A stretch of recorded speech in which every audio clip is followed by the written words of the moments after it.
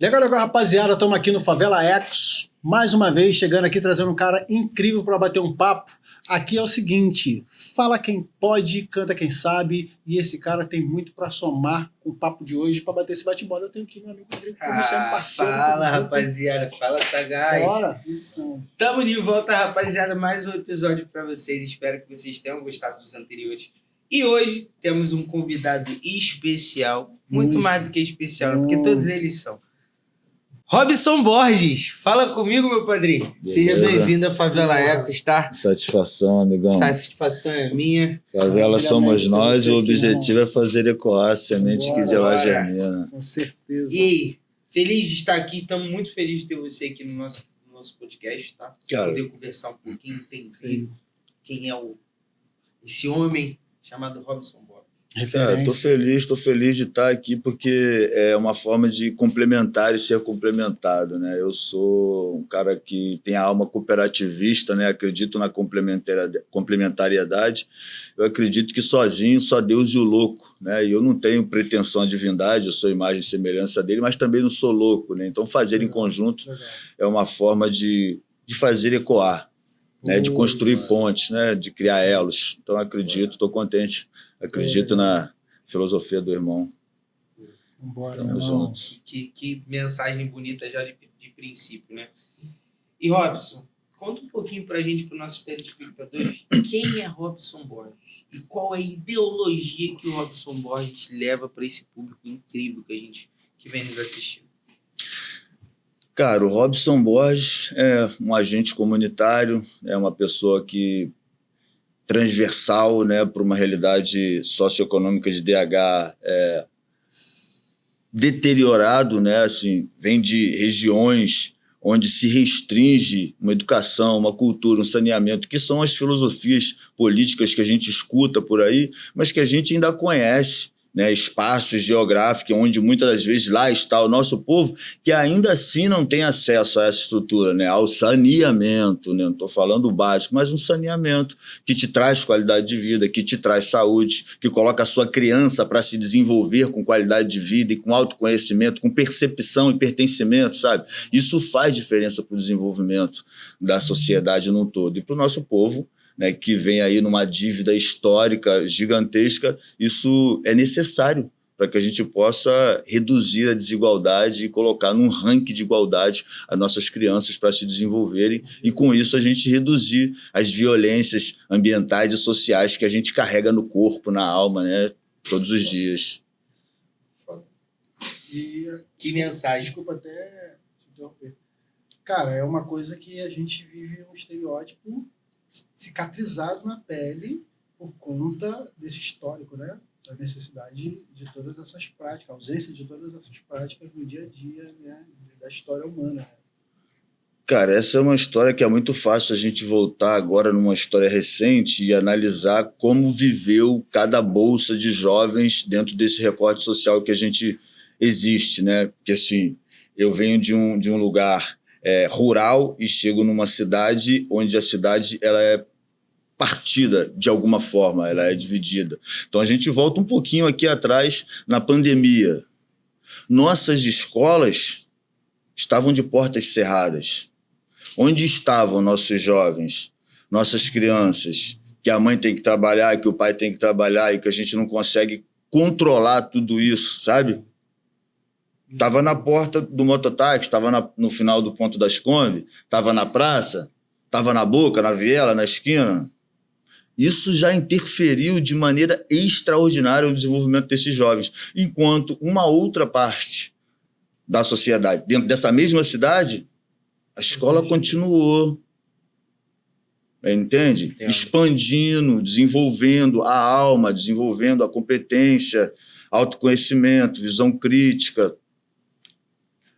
A maioria dos jovens que a gente vê hoje alimentando as bolsas de informalidade foram corpos afetados por essas restrições que eu falo que é histórica e voltei no tempo bem aqui pertinho, só para a gente compreender. Sim. Para um lado a parada andou, para o outro lado sofreu uma restrição. E para corromper um pouco mais, a gente viu quando a internet abriu as portas, que liberta, mas que também aprisiona, a gente viu a sociedade num todo correr atrás de Pokémon. Opa, se eu tô atrás desse processo e eu fiz você correr atrás de Pokémon, amigo, eu vou recortar e vou fragilizar. E a gente viu vários conceitos e preconceitos serem construídos que recortou a sociedade mais um pouco. Ou seja, a sociedade que tinha que ser complementar, que deveria estar unida para expurgar o mal, né, para corrigir a inflamação social, ela se dividiu e inflamou mais um pouco com esse discurso de que eu posso ser o que quiser, fazer o que quiser, estar onde quiser, e que de verdade a gente sabe que a história não é bem assim, né, mano? Não funciona. Liberdade assistida, né? Exatamente. E é o que mais tem, né? Essa liberdade assistida que, se a gente parar para pensar, é o que mais a gente vê aí. É o que faz a revolta, né? E agir com sabedoria até com revolta, para não alimentar a inflamação. E aí, como eu venho militando, né, como eu quero liberdade, tentando canalizar essa liberdade para outros corpos, aí eu vou entendendo e compreendendo que tem diversas barreiras que vai impedindo, coisas como um projeto como esse musical extraordinário que saiu aqui agora, contando uma história que defende, né, o desenvolvimento dentro dessas áreas que precisam de desenvolvimento, em diversas áreas, né, saúde, educação, transporte, autoconhecimento humano em especial. Eu vinha carregando uma bandeira da reciclagem dos resíduos para a transformação econômica e social dos jovens.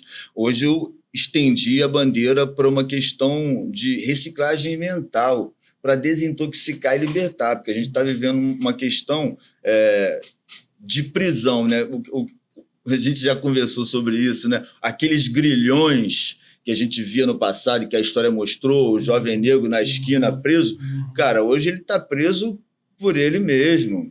São muitas sugestões, entendeu? Muitas induções, né? E ele fica aprisionado. E assim, de onde eu venho, fazendo a transição que eu já fiz, assim, eu posso afirmar, o vício pela tela, ele é comparado ao vício da cocaína.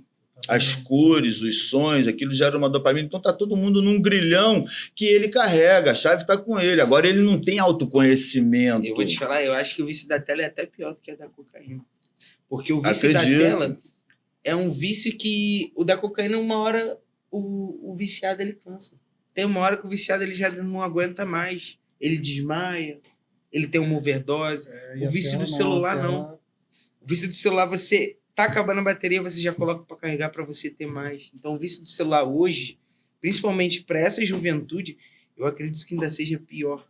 É porque acaba sendo, de uma certa forma, quase que gratuito, né? Exatamente. Não tem distribuição gratuita de cocaína por aí, mas em qualquer ponto de esquina você acessa a internet e fica lá. Cara, ele é pior e assim... Tempo da tua vida ali acessando. Eu comparo ele até com uma questão do sistema prisional, né? Um jovem preso, ele tem, na verdade, 3 pessoas diretamente, indiretamente presas com ele, né? A mãe, a esposa ou o filho. No caso de um jovem também que está nessa dependência de tela, cara, tá todo mundo doente de alguma forma. Tá todo mundo doente de alguma forma. Não compreender de que eu preciso restringir, sabe? A gente vem de uma história de muita luta, e às vezes a gente supera as lutas, a gente continua olhando para frente, querendo se distanciar daquilo, e a gente esquece que precisa endurecer com os nossos, porque a gente avançou, conquistou algumas coisas, agora eu vou dar fácil para ele. Mas será que eu estou preparando ele ou ela para essa sociedade que a gente conhece, e a gente está vendo para onde a sociedade está caminhando? E é rápido demais. Numa velocidade terrível. E a estratégia sempre tem que ser com cautela e cirúrgica, e às vezes ela não acompanha a mesma velocidade onde o processo está sabe, se destruindo. Isso, na verdade, o que aconteceu acelerou o processo de ruptura nos relacionamentos conjugais e familiar, porque faltou o que o músico encontrou aqui, autoconhecimento para entender a sua personalidade, entender a personalidade da sua esposa que não está alinhada com você, entender a personalidade do teu filho, e aí, por falta de conhecimento, violência, ruptura. Quantos jovens em situação familiar, de rua, né? Nossa, misericórdia, mano, sem noção, assim, dói pra caramba, entendeu? E eu me seguro para não emocionar, porque, assim, eu conheço muita gente direta e indireta envolvida com isso, que faltou um diálogo, faltou o que a gente precisa. Nesse dia eu estava comentando assim, a gente está tomando muito remédio, por quê? Porque a gente não toma o contato com o outro, sabe? Olho no olho, mão a mão, porque isso cura. O humanize, né? Isso cura. Por que você vai procurar o psicólogo? para poder... por que não pode ser com a mãe? Porque tem um sentimento do passado guardado, mal resolvido. Por que não pode ser com a esposa? Porque não pode ser com o filho? A gente de outras situações, a gente não se permite ser vulnerável. Todo mundo acha que tem que ser forte o tempo todo. E aí vai cristalizando, vai enrijecendo, vai gerando ruptura. E o que o sistema globalizado quer para dividir essa aldeia do qual eu entro para extrair e extraio, colocando o que eu quero colocar, fazendo você correr atrás do que eu quero que você corra e não atrás daquilo que você deveria correr para o seu desenvolvimento, para o seu crescimento, para o desenvolvimento e crescimento da sociedade, é o que acontece. É o que acontece. Por isso a gente vê aí uma música pervertida, tendo muito mais views, muito mais aceitação do que uma música que traz uma conscientização sobre a destinação legal dos resíduos, sobre o relacionamento familiar, porque, cara, todo mundo tem família. Independente da maneira que você opta a viver, do padrão, do conceito também, eu respeito cada um no seu conceito, mas, cara, a gente precisa, todos nós... Todo mundo consome, todo mundo... A gente precisa de um teto, a gente precisa de alimentação, a gente precisa de educação, de saúde básicos. Cara, e isso reduz a violência, a criminalidade que é alimentada por uma mídia. Por isso eu faço questão de vir, né, e agradeço pela contribuição, até para chegar aqui, porque eu gosto de patrocinar, chegar lá, porque é a minha vontade também de chegar para cooperar, para fazer ecoar uma voz que de alguma forma pode conscientizar e fazer pensar. Né? Por quê? Porque isso é uma forma da gente mitigar a violência dentro da nossa sociedade, entendeu? É a logística reversa do ser humano. A gente precisa levar essa consciência para as pessoas frearem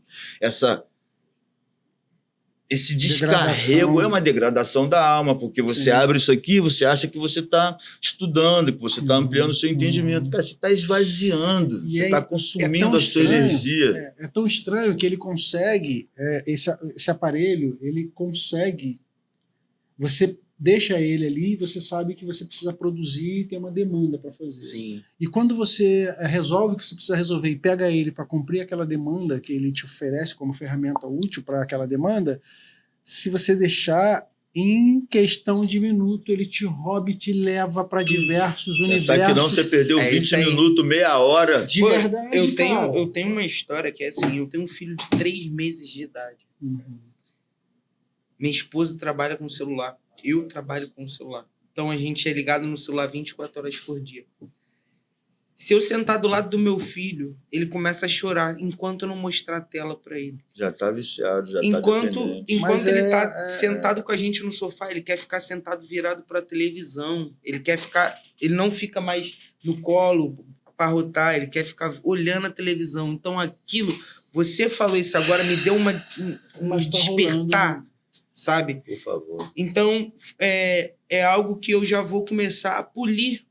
É algo que eu já vou começar... De verdade. Tem uns brinquedinhos dele, quer brincar, vai ver teu brinquedinho, porque eu acredito nisso. No meu, nesse caso, chega a ser vício também, porque na hora de dormir você vai lá, sobe, passa o Instagram, vê o que está acontecendo. Nós já estamos envolvidos, é o que eu estou falando, cara. Por mais que a gente tenha um foco, uma mentalidade diferenciada, porque... estamos preocupados com o que vem acontecendo há muito tempo, temos cicatrizes na pele, na família, nos amigos, e a gente se posiciona dessa maneira, é questão de segundo para terminar isso aqui e trabalhar uma próxima agenda, e de repente está numa timeline que não tem nada a ver com a minha necessidade de trabalhar minha agenda para um próximo convidado, uma próxima entrevista, porque um anúncio, uma nova postagem. É uma encruzilhada. Cara, já te leva para um outro caminho. Eles sabem como te seduzir, eles trabalham exatamente em cima você que tem objetivo, tem trabalho, tem obrigações para cumprir, você sabe que tem que cumprir para levar seu recurso, para honrar seus compromissos. Você se permite a distração? Imagina a criança, mano, olha só, eu ouço muita gente falar em sororidade, Ubuntu, olha a ancestralidade. Eu vou pegar tudo isso para te dizer. Cuida do teu filho, irmão. Tá ligado? Agora. Ancestralidade, tipo assim, você sabe a sociedade que você tá nela. Você não vai negar amor, certo? Mas assim, você também não vai preparar ele por um circo que você sabe que não existe. Sim. Certo? Sim. Então, assim, se tem sororidade, se tem amor, e se você se preocupa com a ancestralidade, Eu não sei se você tem avó, bisavó, qual é a última estrutura que está de pé nessa ancestralidade. Talvez você seja o último, né? E aí assim, eu falo isso porque eu conheço muitos últimos ancestrais vivos, avós, que estão deformando seus pequeninos, tá ligado? Estão preparando eles para um parquinho que não existe. Não existe. Vão sofrer ali na frente, vão virar meninos e meninas mimados, com necessidades, sabe? Gestão, né, e que não vai né? ser suprida por essa sociedade. Porque do portão para fora, quem te acompanha não é a mãe, é a professora, é o gerente, é o patrão, é o motorista, é a vida. E a vida é dura, tá todo mundo tentando extrair o seu. Então não vai ficar se preocupado com... Eu falo que, para mim, eu acho, né? Como eu sou um menino mais novo, tenho 28 anos, eu acho que a minha geração foi a última que viveu bem. O que é viver bem? É aquela geração que jogou bola descalço na rua, brincou de pique-pega, pique-esconde, polícia e ladrão, rodava a comunidade toda para jogar bola, ia para outros bairros para poder brincar com outros amigos. E quando eu comecei a ver tipo, meus primos mais novos do que eu, que seja de 2, 3, 4 anos, e agora tipo, meus afilhados, cara, tá totalmente diferente. Os moleques não sabem o que é um pique-parede, um pique-alto, um pique-ajuda, sabe? Pô, outro dia eu brincando com eles, falei, pô, vamos brincar de um pique-ajuda. O que é isso? O que é isso? Cara, a gente mora na Rocinha, perto da praia, cara. Você não chama um adolescente para ir pra praia, ele prefere ficar em casa porque ele tá no celular. Tá vivendo um mundo porque virtual. Porque ele acha que ele pode escolher a hora isso. que ele quiser ir pra praia, que tudo bem, a hora que ele quiser escolher. O problema não é a hora que ele quiser ir. O problema é ele optar e não ir por conta do aparelho. Ele não tem autoconhecimento e ele não entende que ele já não efetua o seu próprio querer. O querer dele é diversas sugestões do qual ele já está viciado e ele está vivendo por Isso ali, entendeu? Isso é perigosíssimo perigosíssimo demais. Então, eu sou muito adepto do empoderamento das ferramentas, sabe? Tornar isso aqui com muito mais acessibilidade às necessidades. Da mesma forma que transmite informação, transmite um... Porque todo mundo está falando da inteligência artificial, vai roubar o emprego de todo mundo. Tá. Para o cara que está programando ela para fazer isso e o cara que vai programar ela para gerar mais. Por que ninguém pensa nisso? Por que ninguém pensa em falar, cara, como é que pode usar a tecnologia a favor de outras situações que se esperava-se muito dos seres humanos e a gente está perdendo como seres humanos porque não foi feito? Então, por que não se apropriar da ferramenta a favor dessas necessidades, ao invés de ficar só como espectador e, de uma certa forma, com medo desse avanço negativo que ela vem causando e com as ameaças globais da potência dela roubar nossos filhos, roubar os empregos, roubar tudo que, por natureza, pertence a nós. Que já é bíblico. Trabalhais e viverás do seu próprio suor. Exatamente. Se você não soa, meu irmão, porque tem um robô fazendo tudo para você, o que estão querendo com isso? O que está se buscando com isso? Então, como que a gente pode começar a criar uma filosofia de empoderamento dessas mesmas ferramentas, dessas mesmas práticas, que não dá para lutar contra elas, é utilizar elas a favor daquilo que a gente entende como necessidade. Eu vou até fazer um comentário em cima desse ponto, porque é isso. Hoje você sabe que eu estou trabalhando nessa área, né? E esse discurso de que a inteligência artificial, automação, ela vai tirar o trabalho, ela vai... Cara, a história, quando houve a prensa lá para desenvolver a escrita, houve um processo de exclusão. Né? E a música, e a escola, e tudo.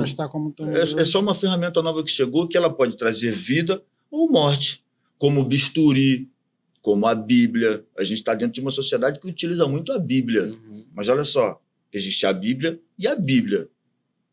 Como que estão se utilizando dessa Bíblia hoje? Então, assim, muitas das vezes até para tirar a vida, um discurso sem prática, se utilizando de uma sociedade frágil, sofrida, religiosa, para dividir, arrebanhar, para defender interesses escusos. A gente precisa conscientizar o nosso povo. Cara, assim, eu não preciso estar nem dentro de um quadrado. Eu digo para vocês, eu sou um evangélico, estilo Martin Luther King. Por quê? Porque passei por diversas casas e é cabresto. As experiências que eu tive foram cabresto.